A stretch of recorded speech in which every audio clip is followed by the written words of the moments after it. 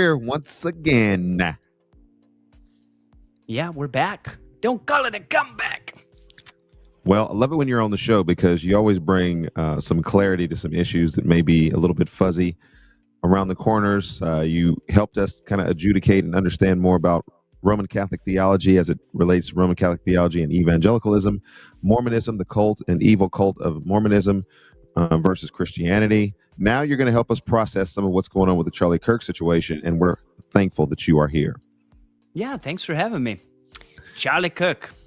And you've been doing this on your own show, and so maybe if we could begin today, I want to start with some of your own words, and you could respond to what you've already said. In case there's somebody that hasn't already subscribed to Daily Theology, please go ahead and subscribe to his channel. In fact, he has a lot of incredible videos on theology and in certain areas that I think are worth hearing and sharing.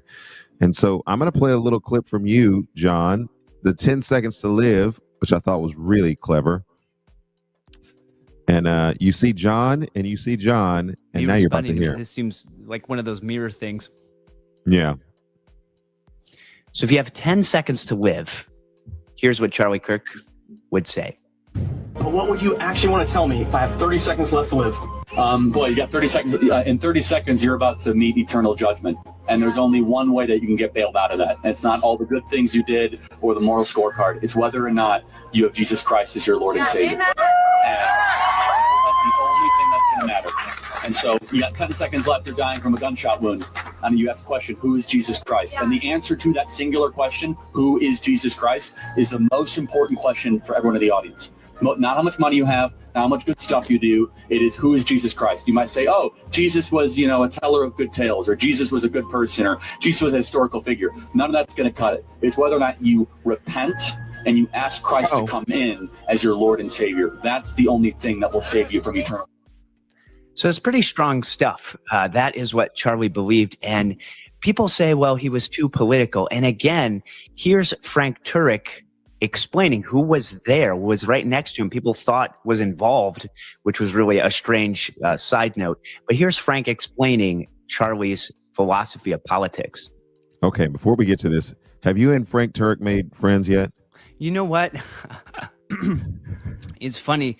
First of all, I think that video was from Living Waters because he was a fan of the Stop Asking Jesus Into Your Heart, The Myth of the Modern Message, I think was the book that he had. Either way, he liked Ray Comfort. And so Living Waters posted that clip of him because Ray would often ask, I've got 10 seconds to live. I'm dying. What do you tell me? To find out what people believe. And so it's a really good question that Charlie picked up and then used and then ironically applied to him and then posthumously, if you will, kind of explains what he was about. Frank Turek and I have not made up. In fact, today's video was big, huge mistake by Frank Turek, and he would agree from his memorial ceremony. So you'll have to go check that video out. I'm not going to ruin it for you. I'm not going to tell you what it is. But he would agree. Yeah. And I think you would agree that he made a mistake. But he did a great job, but there was a huge mistake there. So no, we have not made Okay, yeah, let's tease that. And there's some folks who said they are subscribing now to your channel. And so. Oh, okay, great. All right. So with Charlie Kirk, what's your question there? Well, the first thing that I wanted to know is how does this land on you? Because I watched in my prep, and I'm going to do like part 2 of this, which will be pre-recorded Thursday's episode because I'll be traveling with the band. But I watched Erica Kirk's memorialization of her husband, and there were some emotional parts to it. And I know that you and I have discussed before, you're kind of a robot. And so get just the facts. But is there a part of this that is an emotional tug for you, or are you just, how do you process this? That was one of my main burning questions is your ups are not super up, your downs are not super down. You're pretty constant in your commitment to Christ, but that doesn't always come through on the emotional side of things. And you've remarked to me that sometimes your emotions are a little bit lagging. Yeah, it was strange. I actually watched. Did you cry? The video of the assassination. Oh, and I watched it closely because I was like, what do bad people do. And everyone was like, oh, it's horrific and I'll never be the same. And I was like, I mean, what do you expect? Like, it was an act of violence. I don't know. People look at surgeries all the time and they don't come away from that. So it's strange how we process violence, first of all, and maybe I'm goofy with it. I don't, not that I wanted to see it, but like as it was happening, people were like, what happened? You know, and then they showed the clips and stuff and they were trying to figure out if he had armor on that it deflected. So I was trying to watch and see like what happened, you know? I don't know, like the medical stuff definitely like creeps me out where I don't do well with it. But it also like, yeah, this was a horrific act of violence. Yeah. So I don't know what people are expecting to see or how violence happens. Like I think with the amount of violence in movies that people are around, I'm surprised that people still have any sensitivity to violence at all in our culture, to be honest with you. Do you think that it was important to? Oh, go ahead. Do you think that it was important to have that viewed so frequently by people? Do you think it was important to have No. I don't think it was good because I've not seen it. So full disclosure, I didn't watch it at all. When I heard that you could actually watch the gunshot and how it penetrated his neck or his head or something, I thought there's absolutely no way in the world I want to watch that. Because now, to your point, John, we're not just talking about a situation where people are playing video games or it's movie violence that's out there or Batman's going to get the guys. But this is an actual human being whose life was ended, and people are watching this and commenting on it, and I couldn't do it. I couldn't do it. Yeah, I don't think people should. I don't think kids should per se. I think, but we've already crossed this bridge. Like when we were talking about movies and the impact they have on people, and even songs. I called you last week about that, and the violence that's out there is beyond what happened to Charlie Kirk. Okay, it's beyond what's happened to him, like things you could watch in World War II movies, Saving Private Ryan, movies that have been around for a long time. The level of violence that's in movies is way more gory. I'm not trying to minimize. It's a horrible thing. I'm just saying we live in a culture of death, and it's all around us. And so I was trying to figure out if it deflected off his like body. I was just trying to figure out what happened to him. But that being said, can I ask another question? Yeah. Do you think that, just staying with this thread of how important was it for people to see this? I understand, like I couldn't do it, and there's some folks who were commenting that they couldn't watch it either. But do you think it's important in an age of conspiracy theory that people actually saw it so that they know that it actually happened? That is exactly why I watched it, because there's going to be so many people, even now, they're saying what happened, what didn't happen. There was a guy under the stage. There was a guy over here. All of that, that's kind of the era we live in.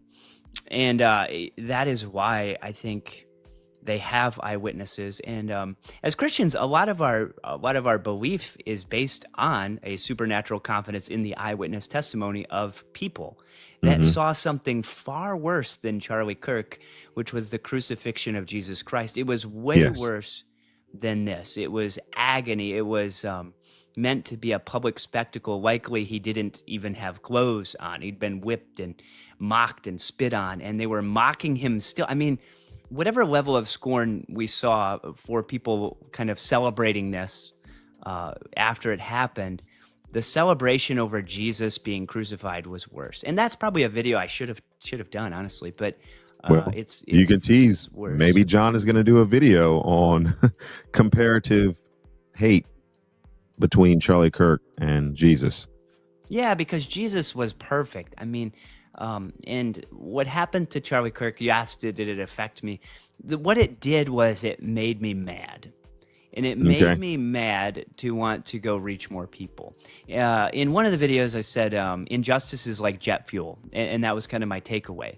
It can motivate you to become a bitter, old, angry curmudgeon, self-righteous too, or it can motivate you to do the thing that God commands us to do, which is to love our enemies. It's to preach the gospel. It's to make disciples. It's to be bold. In fact, in the book of Acts, the constant theme over and over is they prayed for boldness, and the word of God increased. Right. Increased. So, boldness, I think, is the measure of the day, and perseverance. And like you said, leading up to this, it's a long term battle. We have to keep our eyes on the next 20, 30, 40, 50, 60 years and beyond. And Christians need to be builders. That's the thing about Charlie Kirk that Trump even Oh, mentioned. that's good. He was a builder. He was building something that will outlast him and probably outlast all of us. And we need to be builders. That's a great point, John. Stay with that for just a second, because I think that, you built something here in Nashville that survives your time in Nashville, at least. The Together for Evangelism Conference, the T4E. If you ever hear about that in Nashville, it's an evangelism conference that happens usually once a year. This last year was in the spring. Ben Grady has been faithful to take that over since you left. But that was something that you and I talked about years ago, that evangelists need to have a platform, or at least a place where we could gather, receive information, receive encouragement, and then go out and do the work in the fields. And so you have always been in a position of building organizations, building others. How important is that when we think about our lives and the scope of our lives and the importance of what the outflow of our life should be? Well, to that point, I think one of the things the Charlie Kirk thing should emphasize to all of us, and I was telling Benjamin this the other day, you need to have your 3 people, your 4 people that are your people that you pour into. And like Spurgeon said, your family is first. But when you're discipling people, you want faithful people that are teachable, that are like-minded, that are motivated, that aren't people you always have to go prod and say, what are you doing? What are you doing? People that are self-starters. And that's where I think the lesson in all of this really is the fat pour people into those people, not just the needy people. Okay, needy people will monopolize faithful, your available, time. teachable, by the way. Yeah, the fat thing. But needy people will monopolize all your time, and that's why I'm grateful for you, because you're out there doing stuff, and Ben is trying to do stuff, and other people like Jamie Terry out there doing stuff, leading a church now. Those are people that I want to invest into and spend time with, not the people that are like, oh, woe is me, and every time it's a problem. Now, as an elder / pastor in our church, it's not trying to be mean to those people. Like, obviously I love them, but there's a level of looking for people that are disciple-making disciplers, that are leaders. And I think not everyone should be a leader. Not everyone wants to be a leader. Often, if you're trying to be a leader, you're probably not a leader. You're probably just cosplaying, as they would say, the kids would say, to be a leader. Like, leaders just lead. They don't look for the title. They're not looking for the position. They're not looking for the accolades. They're scrubbing toilets. They're doing things that people don't recognize. And they have a vision for where things need to go, not where things currently are. There's a little bit of discontentment that always motivates me. I'm always like, this is the stupidest thing I've ever seen. That's kind of how I always like, this is dumb. And I know you're not supposed to say that as Christians. We're supposed to see the positives of everything. But I see problems. Yeah, you broke the 11th commandment. Yeah, thou shalt be nice. Yeah, I know it's true. But taking that, recognizing, okay, what can we do to make things better? And to me, the only thing that's ever made sense with the Charlie Kirk thing, with everything, which was his motivation for life, like a William Wilberforce, was the gospel. It was evangelism. And that's really the mark, I think, that we need to look for. Frank Turek in his clip said, make God known, live for his glory, make him known. That's really what we're shooting for here, is the Great Commission, which includes our families, includes our neighbors. But more than that, is just a bold declaration of the truth. William Wilberforce was guided by 2 main principles. He wanted to see a reformation of manners, and he wanted to abolish the slave trade, the East Indian Company there. And he did those things with great difficulty in a political position, much like Charlie Kirk. And I think the error of our day is where we become apolitical. But I don't see how the gospel cannot affect your view that abortion is murder, that this gender dysphoria stuff is evil. It has to affect the people around you, and it's going to come into conflict with those areas.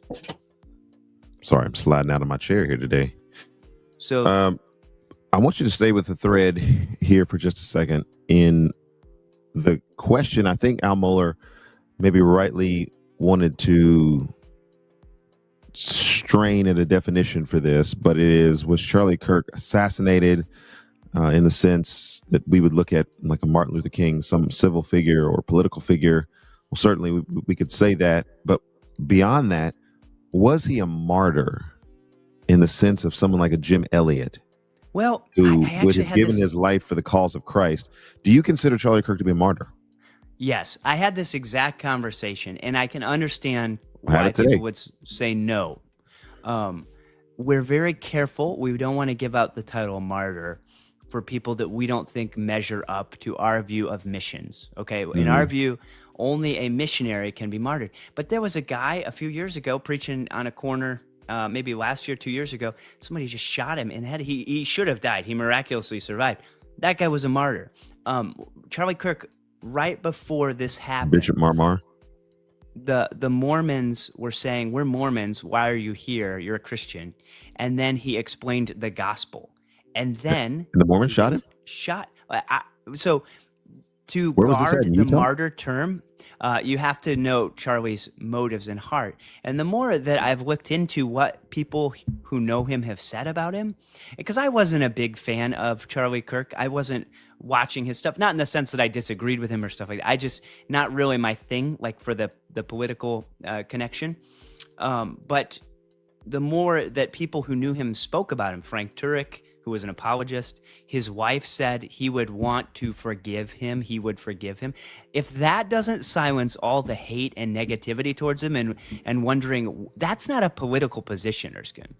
It's not Right. a political position. Also, the gospel is political. Jesus was crucified for political reasons. In case anyone isn't paying attention, that is 100% why he was crucified. Also for blasphemy and claiming to be God. Daniel 7:13 through 15. But it was a political problem that they took care of politically.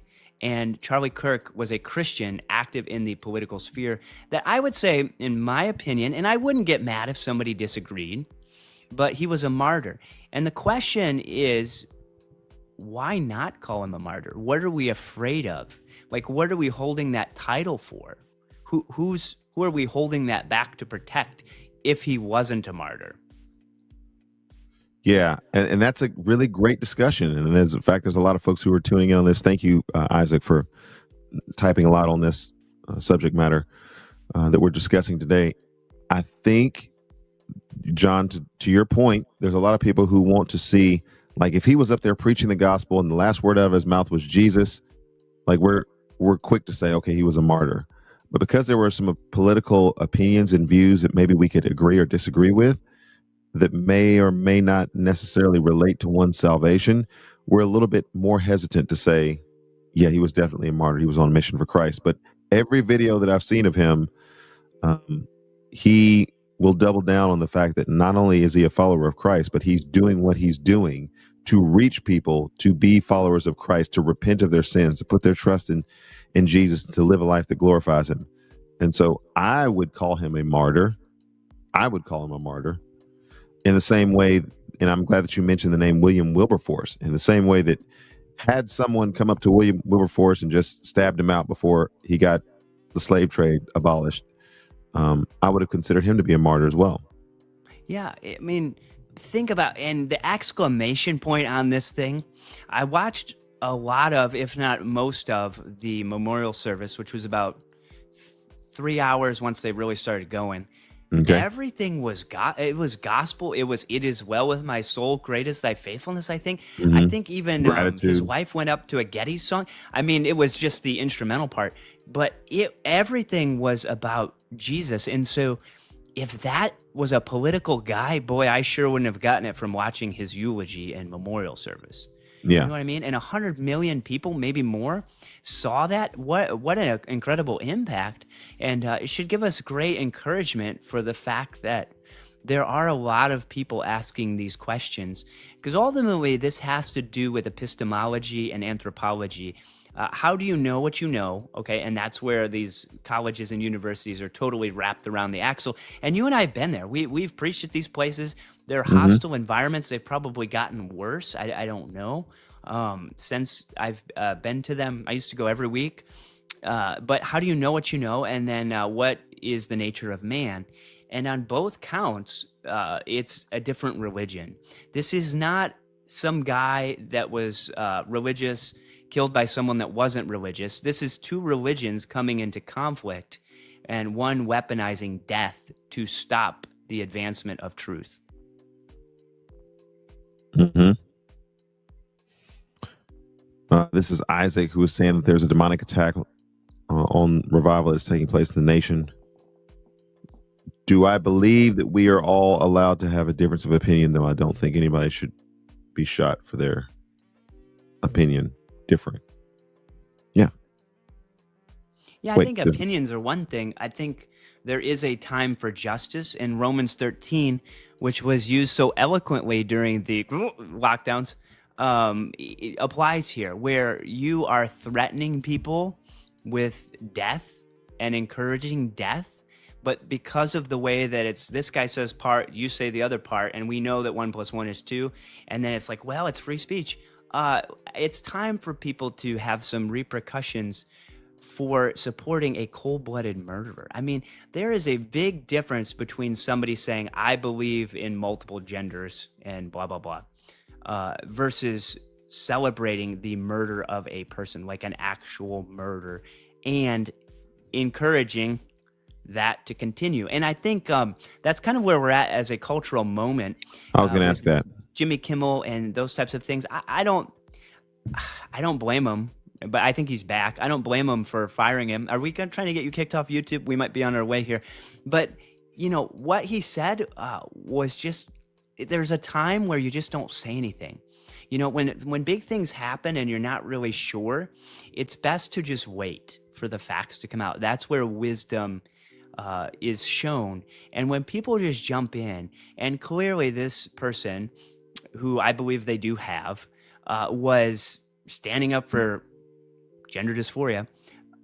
You know, that was his motive, that he wrote in his own hands on the bullet casings, etc. I don't think there's any doubt that he was anti-Christian, anti-Charlie Kirk. Like, this was not some guy saying, Charlie, you're not going hard enough in the paint. What? Like, that is the most condescending, crazy take. And many people parroted that. In fact, when it first happened, one of the guys, we don't need to say who, I don't even know his name, but he was like, it was probably one of his supporters just excitedly shooting off his, you know, and like, what, did you hit your head? Like, how is this happening? And so all this discussion, giving Charlie the title of martyr, I think it really is concerned with self-preservation. If I admit that we are being martyred as Christians for public evangelism, well, now I don't feel safe. So I'm going to say this was another category. I can put him over here, and now I know that nobody would bother me over here in this other bucket. What do you think that's accurate? Well, I was going to ask you, I was calibrating the question, but I do think that that's pretty accurate. I do think that there is a certain sense in which people speaking, having the freedom of speech, the freedom to differ, the freedom of opinion, should maybe be tempered by actual.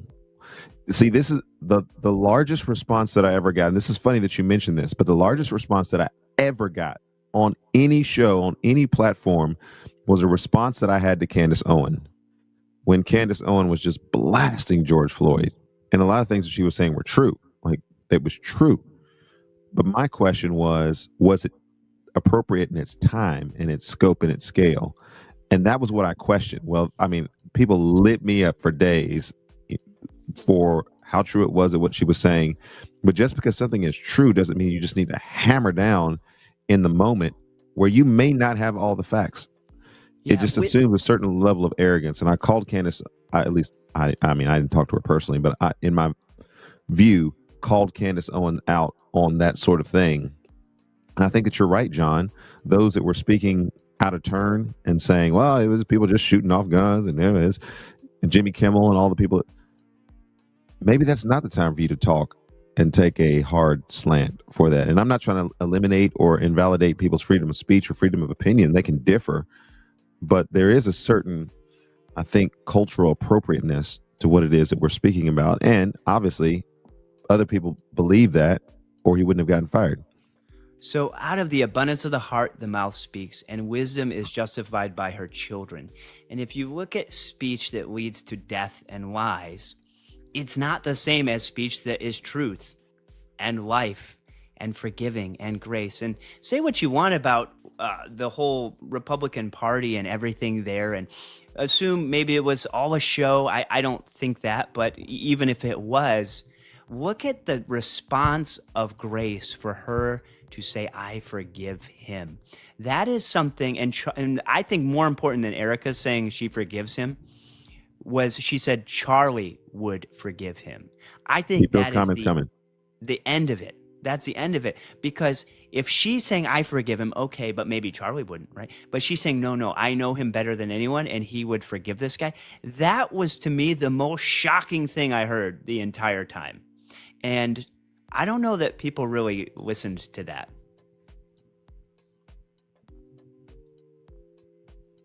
Yeah, that's good. Keep those comments coming, folks. We're going to come back here and talk about the cultural moment that we find ourselves in, John. This is a moment in time that will not soon be forgotten. But how do we, and this is for the audience as well, how do we take this cultural moment and understand it and understand our responsibility in it? What's the next step? What does it look like? And then maybe even in your ministry, because there's some adjustments that I'm going to be making in my ministry, and I'll announce some of those later.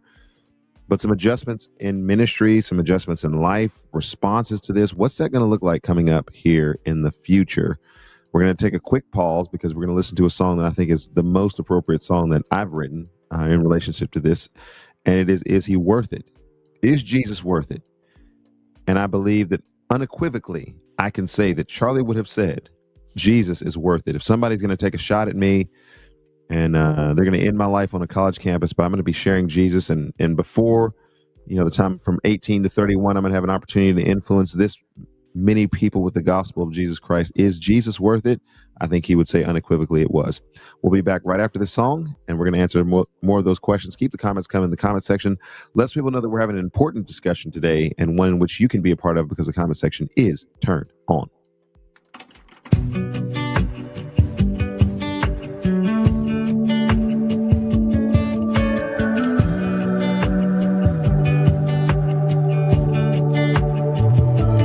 This is no game, it's no fairy tale. I stared right into a rifle barrel. It all comes down to this: is he worth it?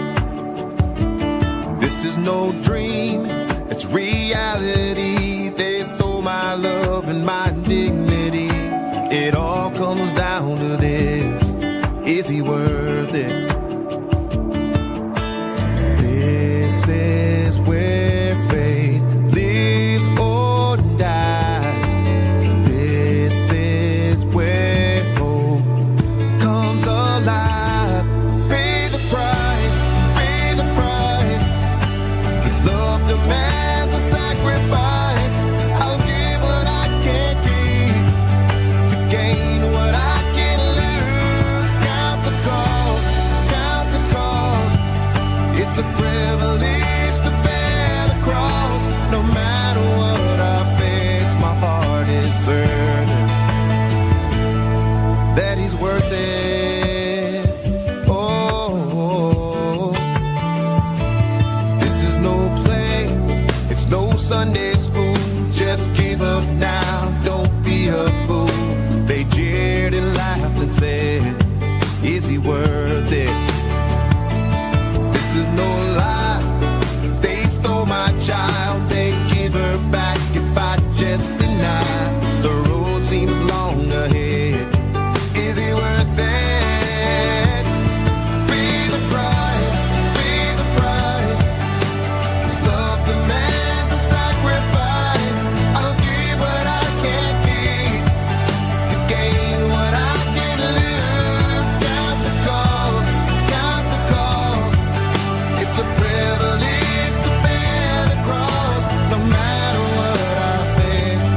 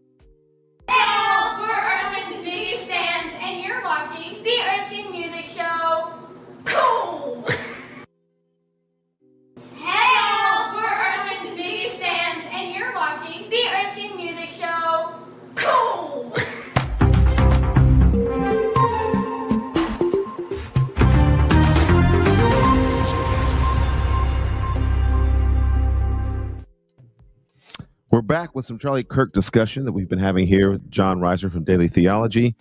He has done several different episodes on this, taking several different angles and slants on this. John, this is a cultural moment in which we will not soon forget. What happens? What happens now? What changes? Any changes that you've made in your life in response to this? Well, I think if you look at the church first and your family, number one, the responsibility to disciple, pray for, sing as a family, all those things need to be elevated. When you see the images of this, we talked about the strikingness of the violent images, but I think people are missing it. The image that should stand out the most, you know what image it was, Erskine? What is that image, John? Him with his little girl running to him. And the value of family and the responsibility it is to be a father and the love for people around you. That's the message that people should be taking, not the violence. That's the tool of Satan. The love of God, the love of others is the tool of God and God's grace. And that's the image people should remember. And then, which is funny because that was one of the thumbnails that I used. The day right after it happened, I did a tribute to Charlie Kirk, and it said something like "Well done," but it was a picture of he with his family. Mm-hmm. I think that's the greatest legacy that he left. So, continue, sir. All. I mean, remember the missionary. Whether I eaten by worms or whatever, cannibals, my body shall arise as fair in the resurrection as yours. And that's, we're all going to die. I mean, yesterday I was picking up our dog. I couldn't walk. I've been crawling across the floor over here because my back isn't strong enough, and we're all eventually going to fall apart and die somehow. And death is degrading. Now, there is the potential that we could be, Jesus comes back and you don't die, but more than likely we're going to fall apart and die. And it's humiliating. Okay, so come to terms with that. But the reality is, John, for our daily dose of encouragement. Yeah, sorry, it's real. But we don't talk about death enough. People try to sterilize it. Oh, died peacefully. Oh, yes, peacefully died. No, they didn't. The thing is, we have to face it, and we have to know that Jesus rose from the dead and conquered death. And remember the things that Charlie did, that he built. He was a father and a husband and, a Christian. And those are the things that we should remember. So family responsibility, then your local church, if you're not connected to an expositional preaching, local, solid church with an actual statement of faith that is actually biblical, that affirms and denies, then you need to be in a church because you need other believers. It's a call for those churches to be bold. It's a call for churches to speak against these things and speak for the gospel. Now, to whatever level a church wants to address or not address political things, I'm not putting people into a box there. But I will say, when something like this happens, I have told you, I think I told you, this is our culture's JFK. This is our generation's JFK or MLK Jr. And again, we're not affirming Martin Luther King Jr. and his lifestyle, all that, but his impact was undeniable. His impact on culture it cannot be denied. But I think Charlie Kirk is that level. 100 million people. I sincerely doubt that 100 million people watched anything related to JFK Jr. No. Right? The technology and the access would not have been as broad. So the call is join a church, be committed to that church, love the church, serve the church, don't complain, and stay in that church. So that's the other. Or maybe complain and stay in the church. What's that? Would you say complain and work through it and stay in the church? Well, I complain a lot, yeah. So if you complain, stay in the church. And you're going to have ups and downs. And then the other thing would be for you personally. What's your responsibility? I can't answer that for you. But as an evangelist, my responsibility is to be bold and to preach the gospel and to teach theology and to preach those types of things and encourage people to start things. And really, for me, it's to pour into people like Ben, you, Jamie, people that are, going to be those leaders that we need, because you cannot focus all your time on complainers and people that aren't ever going to do anything at all. Yeah. You got to identify the people that are starting things, but not starting things for their own reasons. Okay. There's a lot of people that want to be internet famous. They want to be wealthy. They want to be thought leaders. If you want to be a thought leader, you're not a thought leader. Okay. If you want to be famous, it's not for the right reasons. If you want to make Jesus famous, then you're onto something. If you want to be kind of obscure, and I've even thought about making my channel with no face, just a voice, but I can't figure out how to make that work. And YouTube's tricky, things are changing and stuff. But would that be people, good stewardship, though? I mean, that's kind of goes into another discussion. But when we're talking about influence and we're talking about how the Lord is going to use our lives for an influence, yeah, maybe. But what's wrong with the image that God has given you, speaking to people through the inflection and the voice? And I think people can pick up a lot through a camera. Yeah, no, there's nothing wrong with that for sure. But I think different people have different temptations. And if the temptation is to exalt yourself, then he must increase and I must decrease. John the Baptist, greatest person ever lived, not Moses. Thank you very much, John the Baptist. And that was his message. And so whatever have they been that having a looks debate that you needed to weigh in on? Well, people always think it's Moses. It wasn't Moses. It wasn't Abraham. But the point here is, whatever it is that God has called you to, it might be like you said, think small, it could be just faithfulness to your family.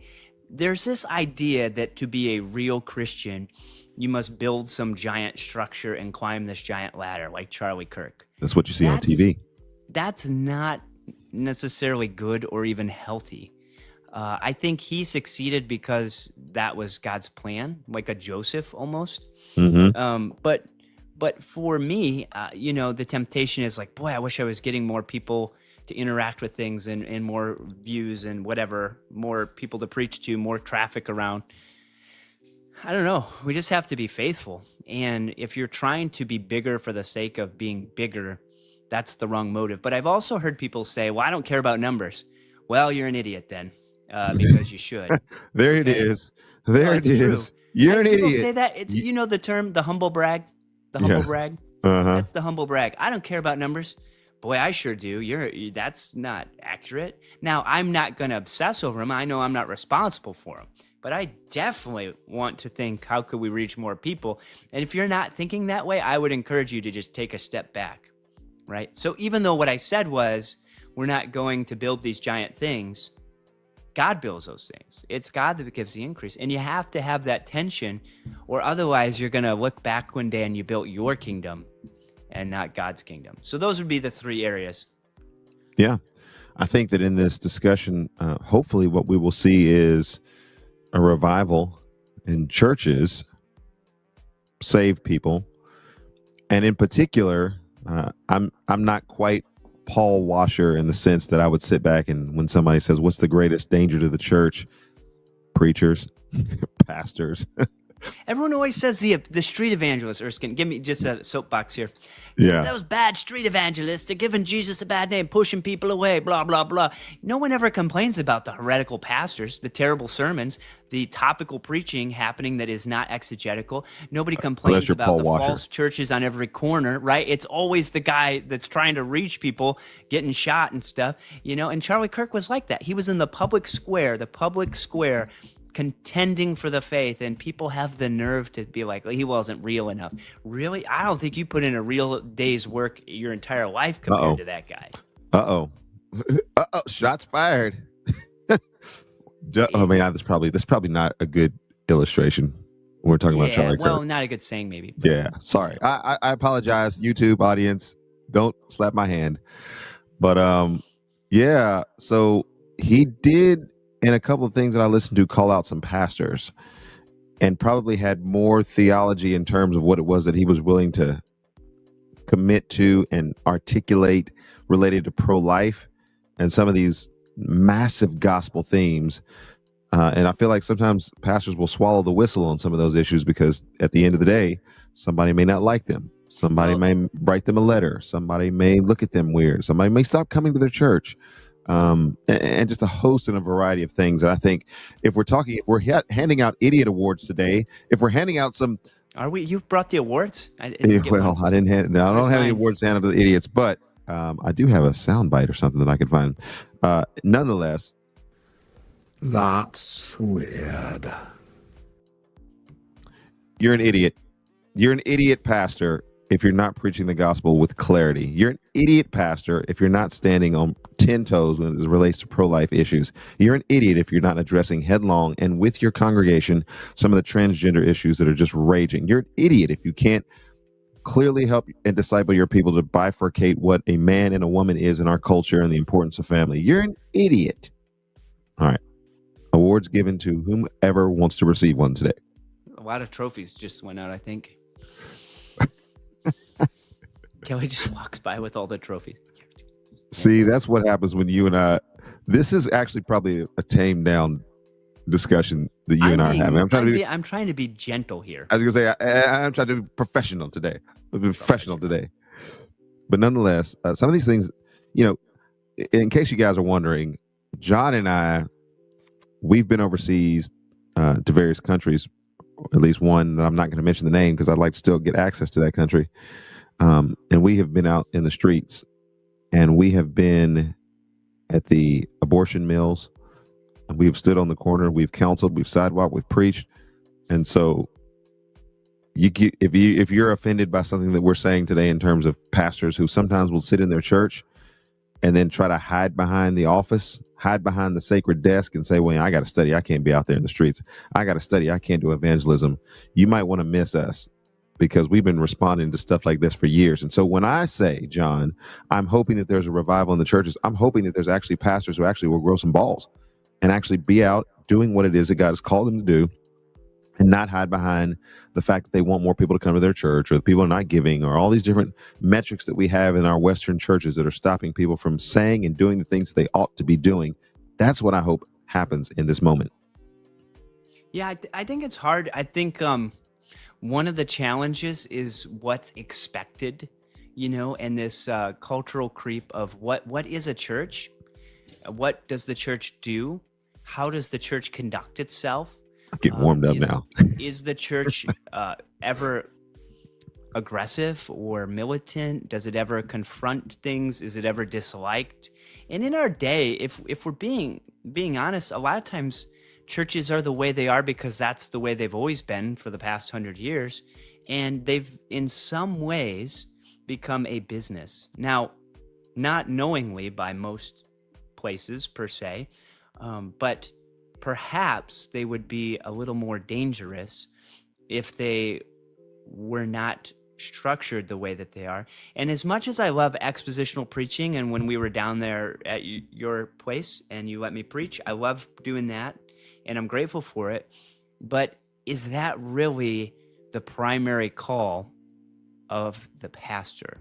Now, I know, I love it. John MacArthur, great, love him, awesome. Okay, but should that be the primary thing that I'm doing? Or should I spend my time living with, equipping with, reaching out with, doing like food, eating together, praying together, and then preaching, as part of it? Because in the Bible, one of the things, I did a video on this, is expositional preaching blinding you from the actual application of what it is that you're reading? You can go so deep into a text and the culture and the language and the clauses and all of that sort of thing. But at the end of the day, what needs to be done is pretty straightforward. And I wonder how much we're doing that thing. Well, as two Reformed brothers who were here having this discussion today, I'm encouraged when I hear voices like a Tim Keller. I saw a video of his the other day and it just popped up. It kind of found me in my sermon preparation, but it was a good reminder of the fact that you haven't done your job. You haven't done your job, preacher, if all you're doing is just preaching to the mind. If all you're doing is expositing the text so that people will think more about that text. Tim Keller was encouraging that life transformation takes place in that text when you apply that text to people's life situation in their heart. Preach to the heart. Preach truth to the heart. And so I think that we're touching on some of those things in reference to, we could have a 3-hour discussion. We could easily have a 3-hour show and just talk about the church and what's going on in the church, because listen, you and I both understand that the political realm, that has some value. And I think that's very important. Our national identity has some value. Our history has some value. All of those things have value.